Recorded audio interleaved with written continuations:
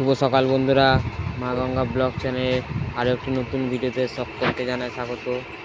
দেখো বন্ধুরা, আজকে করজাল বা ফাঁস জাল যেটা আপনাদের দেখিয়েছিলাম এর আগের ভিডিওতে, আগের লাইভে, সেই জালে আজকে একটা বড় পাঙাশ মাছ ধরা পড়েছে। মাছটা দেখো কত বড় মাছ। সেই মাছটাকেই এখন বরফ দেওয়ার প্রস্তুতি চলছে।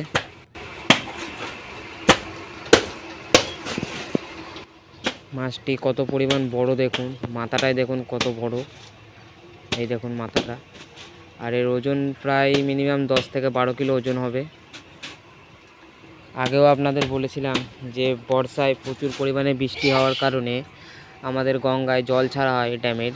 সেই ড্যামের জলের সাথে এই ধরনের বড় বড় মাছ গঙ্গায় ভেসে আসে, আর সেই মাছগুলি আমাদের এখানে ধরা পড়ে। মাছটিকে এখন পেটিতে ঢোকানো হচ্ছে।